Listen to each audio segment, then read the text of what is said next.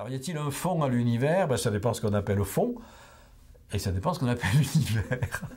Bon, si on s'en tient simplement à l'univers observable, il y a une sorte de toile de fond qui est tout simplement notre horizon.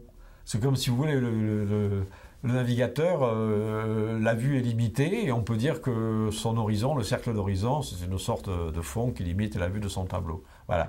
Ben nous, on est des navigateurs dans l'espace-temps. L'espace-temps, il est courbé, donc on ne peut pas voir au-delà d'une certaine distance, qu'on appelle l'horizon cosmologique.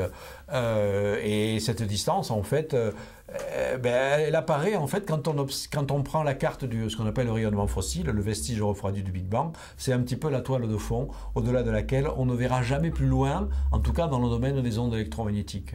Puisque le rayonnement fossile nous montre l'image de l'époque où l'univers, jeune d'environ 400 000 ans seulement, donc par rapport à nous, c'est pratiquement 14 milliards d'années dans le passé, une époque où l'univers a émis pour la première fois la lumière. Donc c'est la tapisserie de fond, c'est le motif lumineux premier voilà, qui nous donne cette image de fond.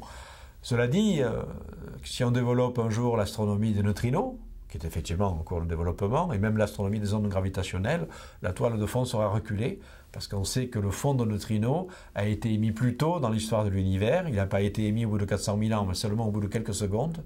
Donc le jour où on aura des détecteurs de neutrinos suffisamment sensibles pour détecter les neutrinos du Big Bang, et plus seulement les neutrinos solaires ou ceux de supernovas comme on le fait aujourd'hui, eh bien on aura une toile de fond plus ancienne, qui sera la toile de fond des neutrinos.